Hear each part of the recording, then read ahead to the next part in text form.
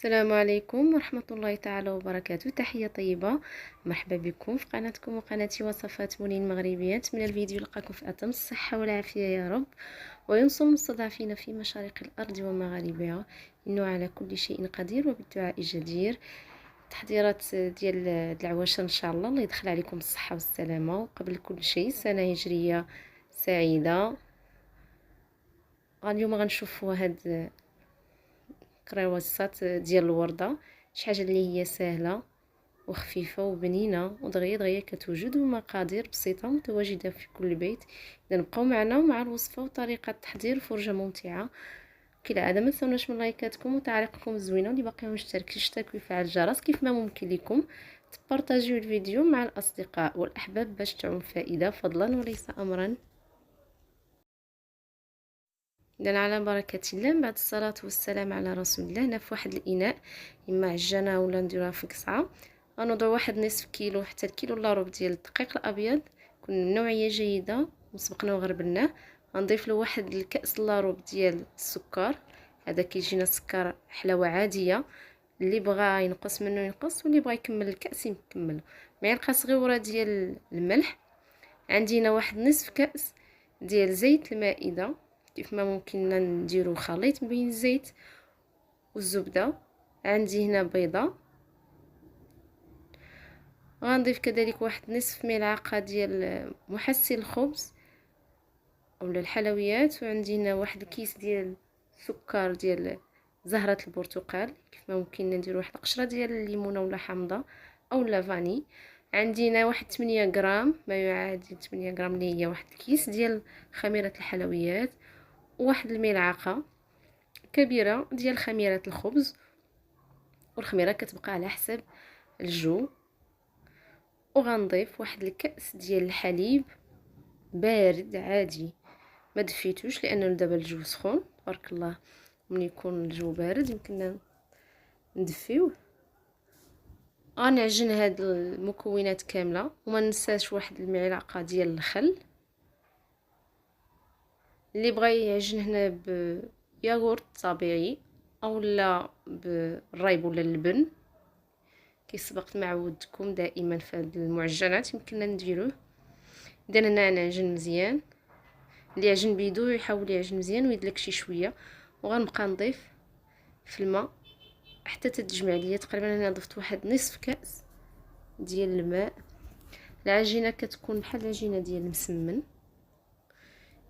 اذا انا خليها تعجن مزيان واحد شويه، وغنخليها ترتاح واحد ربع ساعه بما ندوبو الزبده ونتلاقاو.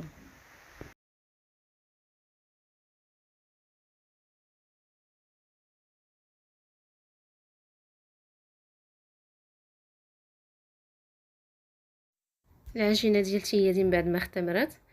اذا دائما تنستعمل شويه ديال الزيت، غندهن سطح العمل كذلك بالزيت، وغنوضع فيه هاد العجين اللي قلنا ارتاحت واحد ربع ساعه تبارك الله طيب كتعطي الطوع. غنشكل منهم كريات صغارين، واللي بغى هاد الكريويصات يجيوه كبار يكبر في الكريات. اذا انت تبقى لينا حريه الاختيار. اذا غنحاول نشكلهم هنا بحال قياس ديال كرة المسمن او اقل منهم شويه باش يجونا هكاك متيحفين. اذا هنا من بعد ما شكلت العجين ديالتي كامله في واحد الكاسرول، دوبت هنا واحد الكميه ديال الزبده. انا استعملت هنا زبده تاع الطوريق، وضفت ليها واحد 2 معالق كبارين ديال النشا. كيف ما ممكن لينا نعوضوا هاد المارغرين ديال الطوريق بالزبده العاديه ولا زبده ديال البواطه بحال. اذا اول حاجه غناخذ هذوك الكويرات. دائما تنستعمل شويه ديال الزيت في النوبه الاولى، وغنبسط هاد الكريات شويه. انا كندير هاد الطريقه هي باش كتجيني الخدمه سهله، وحيت هنا العجينه ديالتي باقي ما تسرحتش من بعد ما كورتها. الا خليتوها ترتاح ما تحتاجوش ديروا هاد العمليه. اذا هنا كنبسط شي شويه حتى تنساليهم كاملين، وكناخذ اول كره بديت بها غنطلقها مزيان على سطح العمل هنايا، وغندهنها بواحد الملعقه ديال الزبده او واحد شويه ديال الزبده. وغنروليها على بعضياتها بحال شي بوده، وغنستمر حتى تنسالي الكميه ديال العجين ديالتي كامله. عاد ندوز باش نكملها. كنا كنورقوا، واخا تقطع لينا هنا تقبلينا العجينه شويه ما نخافوش عادي، دائما غنبقى كنرولي، راه كلشي تيتجمع في الاخير ما كيبانش.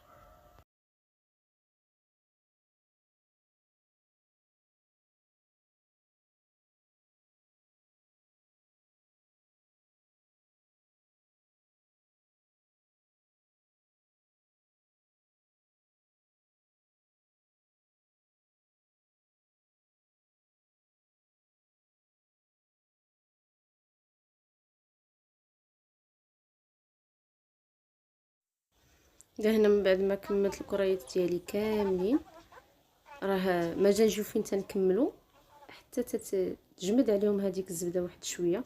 اذا هنا كيشتو كنحاول نسرحوا واحد شويه، نجبدوا بين كناخذوا على طوي على النصف، وكنبقى كنلوي الطرف الاول حتى تنساليه، ونعاود ندوز للطرف الثاني. انا غنوضع هكذا، غنديروها بحال شكل، غنديروها النوع واحد العقده، وكنبقاو نلويو حتى تنساليوها هذاك الطرف الاول، وندوزو للطرف الثاني، وكنحاولوا ما امكن هذوك الاطراف اللي تيشوطوا لينا كنكونوهم في الاسفل باش ملي كتخمر لنا هاد الكرواسه ما كيتهزوش. وغنستفوهم في طاوه ونوضعوا في هذوك الفتحات واحد القطع ديال الشوكولا، شدو شوكولاته نقطعوا منها واحد الطريف، نستفوه فيها ونخليهم حتى تيخمروا. وكالعاده كندهنوهم بصفار بيض مع شويش ديال الفاني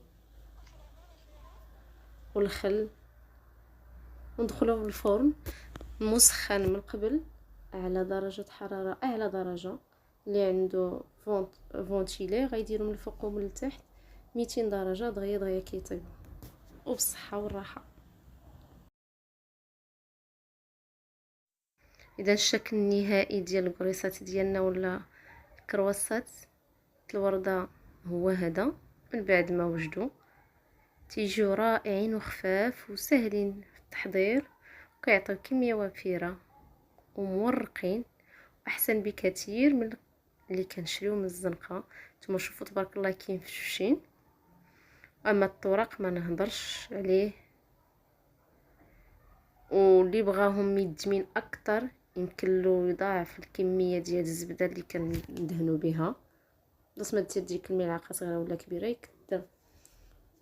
وبالصحه والراحه، ومع السلامه في وصفه اخرى من وصفات منير وشركم مبروكه، والى الملتقى.